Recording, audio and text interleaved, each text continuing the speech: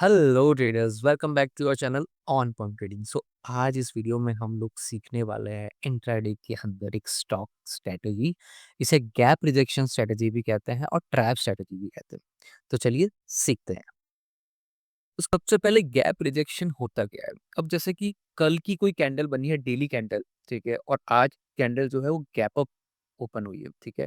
तो जब वो गैप अप होगी 1% या 2%, तो बहुत ज़्यादा चांसेस है उस कैंडल को अपनी गैप को फ़िल करने के लिए, यानी अपने गैप को फ़िल करने के लिए वापस आएगी, यानी वो बेरिश होगी। वो उसके अंदर बुलिश मोमेंटम था, आज गैप अप हुआ और उसके चांसेस होंगे वो गैप को फ़िल करने के लिए। तो that is gap rejection strategy, ठीक है। कई बार ना हम रिटेलर्स जो है ना इस पोजीशन में जब गैप अप होता है तो हम इसी जगह पे जब कैंडल रहती है तो हम ये सोचते हैं कि बुलिश मूवमेंट आएगा और यहाँ पे हम रिटेलर्स ट्रैप हो जाते हैं। तो इसीलिए इसको ट्रैप स्ट्रेटजी भी कहते हैं कि यहाँ पे हमको ट्रैप किया जाता है। यहाँ पे जो जितना भी है बुलिश मोमेंटम दिखाया जाता है और सेकंड डे हमको एक रेड कैंडल दिखाई जाती है क्योंकि रिटेलर्स को बाहर निकालना था। तो हमें इस स्ट्रेटजी को अच्छे से यूज़ करना है इंट्राडे के लिए, ठीक है? चलिए देखते हैं। इस स्ट्रैटेजी के कुछ रूल्स को हम लोग देखते हैं। जैसे कि फर्स्ट 5 मिनट की कैंडल अगर कोई बनती है और फर्स्ट 5 मिनट की कैंडल की विक जो है, ऊपर की जो विक होती है कैंडल की, वो बड़ी होनी चाहिए, ठीक है? अब इसका कलर कुछ भी हो सकता है, ग्रीन भी हो सकता है, रेड भी हो सकता है, उससे कोई फ़र्क नहीं पड़ता। पर ये कैंडल का विक काफ़ी लंबा होना चाहिए। ये गैप अप के बाद में फर्स्ट 5 मिनट कैंडल कुछ इस तरह से जिसमें विक जो है वो लंबी दिखनी चाहिए हमें, ठीक है? उसके बाद में हमें वेट करना है कि वो 5 मिनट की कैंडल को कोई ब्रेक करती हुई रेड कैंडल। अब इसी दरमियान बहुत टाइम भी ले सकता है, इसी टाइम पे आधा घंटा ले सकता है, 1 घंटा भी ले सकता है। पर जित जभी भी हमें देखा है कि एक अच्छी-सी कैंडल, रेड कैंडल इस एरिया को ब्रेक कर रही है और लग रहा है कि वो अपने प्रीवियस डे की हाई की तरफ बढ़ रहा है, यानी कि वो गैप फिल करने के लिए जा रहा है, हमें वहाँ पे ही हमारा एक ट्रेड इनिशिएट कर देना है, ठीक है? तो क्लोज़ होना चाहिए 5 मिनट के नीचे, ठीक है? और हमें ट्रेड लेना चाहिए। स्टेप बाय स्टेप अगर हम लोग इसका देखते हैं, ठीक है? और स्टॉप लॉस देखिए विक के ऊपर हमेशा लगाइए, ताकि हमारे लिए स्टॉप लॉस थोड़ा दूर रहे, पर वो स्टॉप लॉस को धीरे-धीरे ट्रेल करते आना चाहिए हमें, वो हम लोग आगे सीखेंगे। अब थोड़ा-सा मैं आपको बताता हूँ टाइम फ्रेम क्या होना चाहिए, टाइम फ्रेम है 5 मिनट, ठीक है?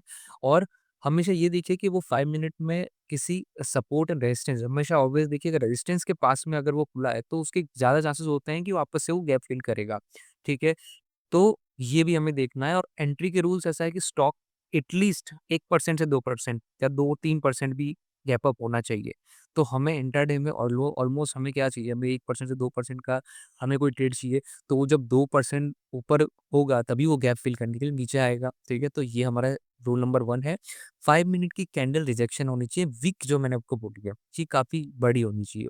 वॉल्यूम जो है, वॉल्यूम भी बहुत इंपॉर्टेंट है, आप वॉल्यूम देखिए उसके अंदर पिछली 5 मिनट कैंडल से अभी कैंडल में इस कैंडल में जो है ये वाली कैंडल में वॉल्यूम थोड़े अच्छे होने चाहिए, ठीक है? शॉर्ट बिलो फर्स्ट 5 मिनट को लो, ये वाला फर्स्ट 5 मिनट लो के अंदर हो गया, इसके लो के नीचे हमें शॉर्ट करना है उसको, ठीक है? स्टॉप लॉस मैंने आपको बताया इस वीक के ऊपर और टारगेट हमेशा, ठीक है? प्रीवियस डे के क्लोज़ यानी हाई के ऊपर या क्लोज़ के ऊपर आप रखो या फिर 1:2 का रेशियो मिनिमम रखो और हमेशा इसको ट्रेल करो। चलिए हम चार्ट में जब इसको देखेंगे ना तब आपको इसको बहुत अच्छे से आप समझ पाएँगे।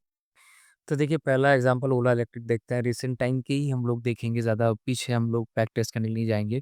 अब ये कितनी अच्छी कैंडल है, यहाँ पे ग्रीन कैंडल बनी है। सारे रिटेलर्स यही सोच के बैठे होंगे कि नहीं यार अभी नेक्स्ट डे तो जैसे ही गैप अप होता है, हम इसको बाइंग की तरफ ले सकते हैं क्योंकि बुलिश मोमेंटम है। अब देखिए दूसरे दिन गैप अप होता है, कितना गैप अप 46.98 से ऑलमोस्ट 48, यानी ये हो गया 2% तक हो गया ऊपर और उसके बाद में ये प्राइस किस तरह से नीचे मूव करता है। इसको मैं आपको इसके अंदर दिखाता हूँ। ये 5 मिनट का कैंडल देखिए आप इसके अंदर। 5 मिनट में हमें यहाँ पे क्लीन दिख रहा है। ये फर्स्ट 5 मिनट की कैंडल का रिजेक्शन है, जो मैंने आपको बताया था। ये रही फिफ ना 9:15 की पहली कैंडल, इसकी विक देखिए, ठीक है? इसने पहले ट्राई क्या किया है, इसने पहले ये ट्राई किया यहाँ से ऊपर जाने के लिए, पर इसने इसके विक के हाई को क्रॉस ही नहीं कर पाया, ठीक है? उसके बाद यहाँ पे रिजेक्शन दिया। मैंने ट्रेड कहाँ लिया, मैंने ये जाने के बाद में ये रिजेक्शन भी नहीं, पर ये रिजेक्शन। मेरे को ये रिजेक्शन जब मुझे दिखा तो मुझे ये पता चल गया कि ये डेफ़िनिटली अपने गैप को फ़िल करने के लिए जा रही है या तो फिर वापस एक बेरिश मूव जा रहा है। तो देखिए कितना अच्छा 1:2 का मुझे रेशियो मिला। आप हमेशा ट्रेल करते जाइए तो आपको ज़्यादा बेटर पता चलेगा इस। जी देखिए इटर्नल का जिस दिन आज मैं वीडियो रिकॉर्ड कर रहा हूँ 28 अगस्त को उसी दिन का है, आपका देख सकते हैं यहाँ पे। प्राइस प्रीवियस डे यहाँ पे था, गैप अप ओपन होता है। गैप अप पे कितना गैप अप हो रहा है, ये अपन 17 और ये ऑलमोस्ट 1% 2% के आसपास ही गैप अप ओपन हो रहा है और प्राइस वापस यहाँ से नीचे जा रहा है, ठीक है? तो जैसे फर्स्ट मैंने आपको वो दिखाया था, जो मेरा ट्रेड था, आज मैंने यही ट्रेड मैंने यूज़ किया। इसमें काफ़ी अच्छा था क्योंकि इसके फर्स्ट 5 मिनट कैंडल के अंदर काफ़ी टाइम इसने निकाला। उसके बाद में इसने ब्रेकडाउन दिया। मैंने तो ट्रेड यहाँ ही ले लिया था, ठीक है? मुझे इस टाइम पे लग गया था, पर मैंने स्टॉप लॉस यहाँ प्लेस किया था और जैसे-जैसे प्राइस नीचे जाता, मैं स्टॉप लॉस ट्रेल करता। काफ़ी टाइम तक वो इसके हाई तक गए पर इसके हाई को क्रॉस ही नहीं कर पाए। इसके स्टॉप लॉस मुझे मेरा स्टॉप लॉस हिट ही नहीं हुआ और मुझे अच्छा-सा ट्रेड यहाँ पे मिल गया उसके लिए। ये देखिए आज ही का है आइशर मोटर्स का, आप देख सकते हैं यहाँ पे प्राइस बुलिश था, गैप अप होता है एंड देन वापस से रेड कैंडल बन जाती है यहाँ पे। सो यहाँ पे देखिए सुप्रजीत का ये प्राइस यहाँ पे, अब ये प्राइस सीधा यहाँ पे गैप अप होता है, ठीक है? अब गैप अप कहाँ हुआ है? उसके रेजिस्टेंस ज़ोन के ऊपर हुआ है।